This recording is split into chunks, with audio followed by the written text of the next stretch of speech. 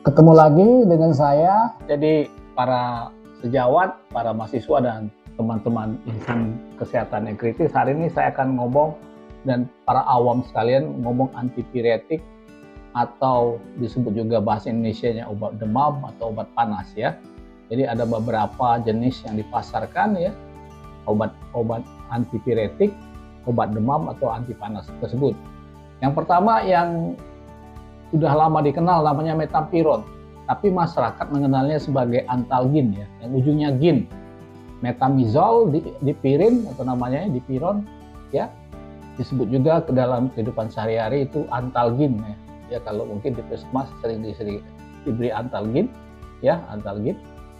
Nah, sekarang metampiron ini sering dikombinasikan dengan golongan tranquilizer minor atau obat-obat anti-ansietas, obat penenang yang dengan dosis kecil, chlordiazepam ya, biasanya untuk sakit kepala ya, itu banyak sekali yang beredar ya, terutama misalnya nama dagang analsik ya. Mekanisme kerjanya diduga bekerja dengan menghambat sintesa prostaglandin. Jadi indikasi atau kegunaan obat ya sebagai obat panas gitu ya, obat nyeri otot yang sering dipakai juga ya, dan obat pusing atau analgesik. Yang dikombinasi ini yang banyak dengan chlordiazepam kemarin ya, yang tadi saya omongkan ya. Efek samping kebanyakan adalah gangguan saluran cerna berupa mual dan muntah. Jadi obat-obat ini bersifat asam, jadi jangan dimakan perut kosong, jadi harus dimakan setelah perut berisi gitu ya, dan boleh dimakan sekitar ini bersifat on and off, artinya bersifat simptomatik. Kalau ada gejala baru dipakai, kalau nggak ada nggak usah dipakai gitu ya. Sediaan kebanyakan dalam bentuk tablet, di kemasannya nggak begitu banyak ya, nggak begitu banyak, hanya dalam bentuk tablet. Nah yang kedua ini yang paling rame dipakai adalah paracetamol gitu ya, paracetamol ya. Banyak nama dagangnya, ada Sanmol segala macam itu ya, mungkin Panadol segala macam ya, itu paracetamol. Ini kemasannya banyak, mulai dari obat sirup, tablet ya, kapsul juga mungkin ada, saya nggak tahu, lupa saya. Tablet yang jelas tablet ya, tablet paracetamol, sirup, obat tetes untuk anak-anak terutama ya, banyak sekali ya ini obat ini. Nah dia absorpsi melalui saluran cerna dapat juga dipakai per rektal gitu ya. Per rektal itu maksudnya dimasukkan lewat anal gitu. Kadar puncaknya sekitar 1 jam, distribusinya sama pada semua cairan tubuh ya. Efek samping untuk sebagai antiinflamasinya, untuk radang dia agak kurang dibandingkan yang lain gitu. Indikasi analgesik dan antipiresis, jadi bentuk bisa untuk anti panas atau demam tadi, sama analgesik untuk menghilangkan rasa sakit kepala segala macam atau nyeri yang lain gitu ya. Toksisitas ini terutama menyebabkan gangguan pada hati, jadi sangat tergantung dengan dosis. Makin besar dosis, makin besar kemungkinan terjadinya gejala daripada gangguan hati gitu ya. Kemudian bisa juga gangguan ginjal dan bisa terjadi koma hipoglikemik. Jadi paracetamol ini hati-hati pada penderita diabetes ya, jangan sembarangan makan gitu ya, atau dosisnya tinggi sekali gitu ya, akan menurunkan gula darah gitu. Nah kalau keracunan akut itu bisa terjadi mual muntah, anoreksia, nyeri abdominal ya, kerusakan hepar berat yang timbul ya setelah penggunaan selama 24 jam disebabkan oleh metabolik toksik ya.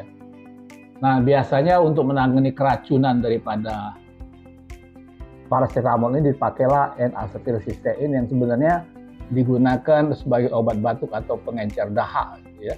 Dalam waktu 24 jam keracunan dapat menurunkan gejala keracunan hepatotoksik, itu keracunan daripada hati ya.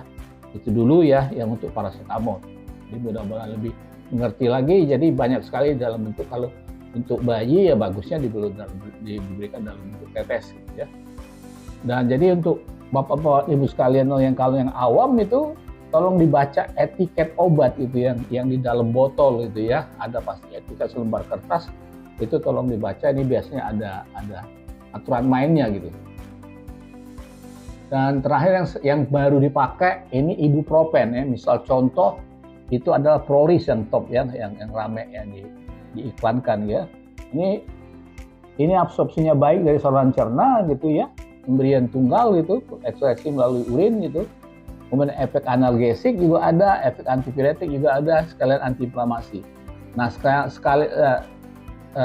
selain untuk demam, obat ini juga banyak dipakai dalam bentuk drip, ditetes itu untuk mereka, untuk bayi-bayi yang bocor jantung atau disebut patent ductus arteriosus, ya. Bisa juga dipakai untuk kelainan muskuloskeletal, rheumatoid arthritis, ataupun pada wanita dengan gangguan nyeri head atau dysmenorrhea, ya. Itu untuk ibuprofen. Kalau efek sampingnya sama ya, tapi lebih efek sampingnya saluran cernanya lebih rendah dari aspirin dan endometasin. Bisa terjadi trombositemia dan skin rash, itu ya, gangguan pada perdarahan, dizziness, sakit kepala, kemudian pelituran kabur, gangguan hidung mampet, tinnitus dan atau telinga berdenging, kemudian bisa terjadi gangguan ginjal. Nah, obat ini tidak boleh diberikan pada orang dengan gangguan mata, wanita hamil dan menyusui. Kemarin sudah saya ngomong di sebelumnya, wanita hamil menyusui adalah termasuk kelompok risiko, ya, selain daripada anak-anak, kemudian orang tua dan orang-orang kelainan jiwa dan atau tidak mempunyai organ, ya. Itu dulu yang bisa saya sampaikan ya tentang obat demam, mudah-mudahan bermanfaat. Terima kasih telah menonton. Ya, silakan subscribe, like, and share. Ciao.